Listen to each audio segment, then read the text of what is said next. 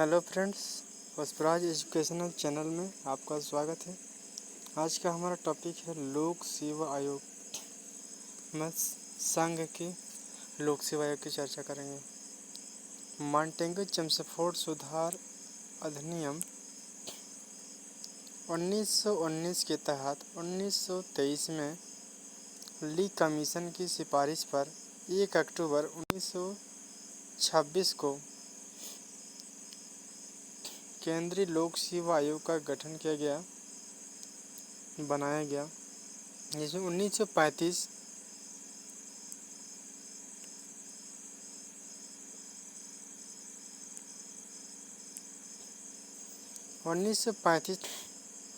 के अधिनियम के तहत 1 अप्रैल 1937 को संघीय लोक सेवा आयोग कर दिया गया। 26 जनवरी 1950 को इसका नाम परिवर्तित करके संघ लोक सेवा आयोग कर दिया गया। ये भाग 14 में अनुच्छेद 315 से लेकर के 323 तक वर्णन है। संघ लोक सेवा आयोग की स्वतंत्र शक्तियाँ, कार्य एवं संगठन, सदस्यों की नियुक्ति, बर्खास्तगी का विस्तार बताया गया है। इनकी संरचना है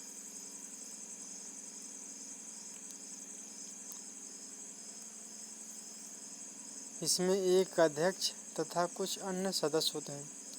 नियुक्ति राष्ट्रपति के द्वारा किया जाता है। आयोग की संख्या का उल्लेख नहीं बताया गया है। इन्हें राष्ट्रपति के विवेक पर छोड़ा गया है। योग्यता का उल्लेख नहीं है। ये भारत सरकार या राज्य सरकार के अधीन कम से कम 10 वर्ष का अनुभव होना आवश्यक है। सेवा शर्तें राष्ट्रपति के द्वारा किए जाते हैं। अध्यक्ष एवं सदस्य 6 वर्ष या 65 वर्ष तक अपना कार्य कर सकते हैं। अध्यक्ष का पद रिक्त होने पर राष्ट्रपति किसी भी सदस्य को कार्यवाहक अध्यक्ष नियुक्त करता है। अध्यक्ष एवं सदस्य को पद से हटाना दिवालिया घोषित होने पर, कर्तव्य के बाहर किसी वेतन या नियोजन में लगा होने के कारण।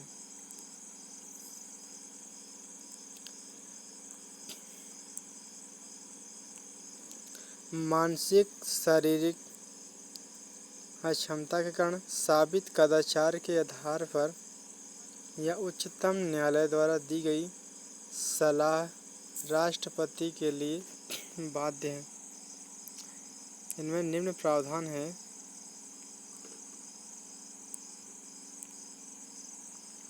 कि इनका वेतन, भत्ते, पेंशन सहित सभी खर्चे भारत की संचित निधि से प्राप्त किया जाता है।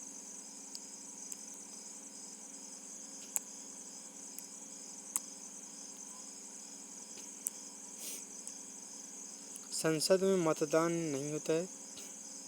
अध्यक्ष कार्यकाल के बाद भारत अथवा राज्य सरकार के नियोजन का पात्र नहीं होता। सदस्य भी कार्यकाल के बाद संघ लोक सेवा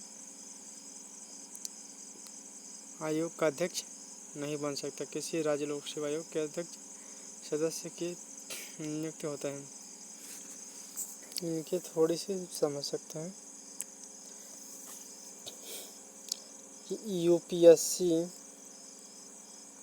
के अध्यक्ष और सदस्य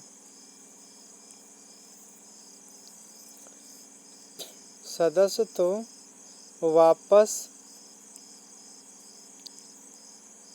नहीं नियुक्त हो सकता अपने स्थान पर दोबारा, लेकिन सदस्य जो है ये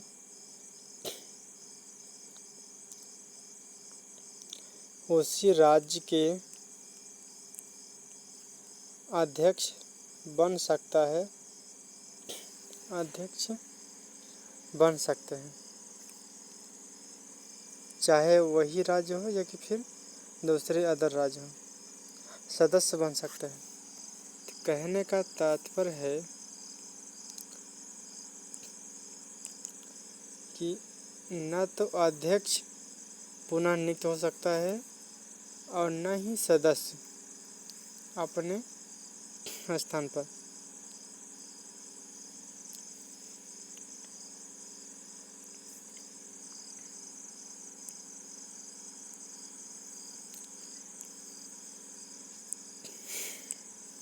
लेकिन भारत सरकार के नियोजन का पात्र नहीं है।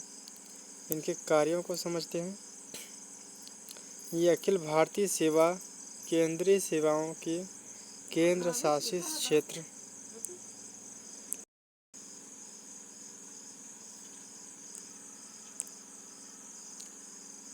केंद्र शासित क्षेत्रों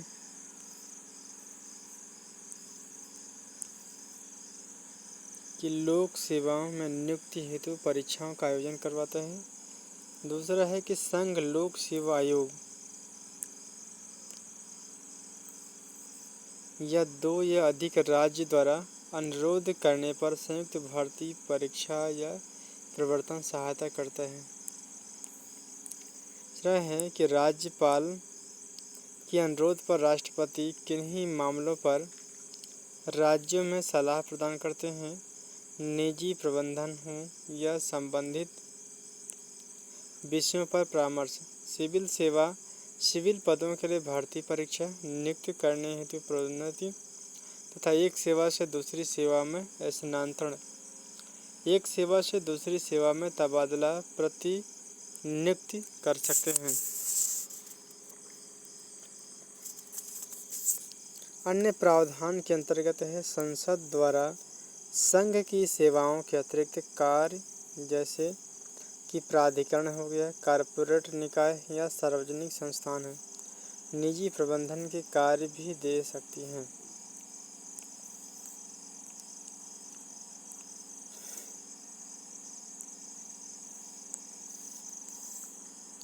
हर वर्ष अपने कामों की रिपोर्ट राष्ट्रपति को सौंपते हैं। ये सेवा देते हैं। वर्गीकरण क्यों? वेतन, सेवाओं की स्थिति, केडर, प्रबंधन, प्रशिक्षण आदि से कोई संबंध नहीं होता है। इस मुद्दे को कार्मिक प्रशिक्षण विभाग देखता है।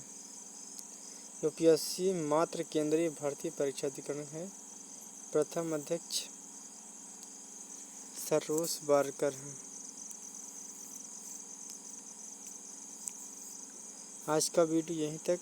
अगले वीडियो में फिर मिलेंगे। तब तक के लिए थैंक यू सो मच। जय हिंद, जय भारत।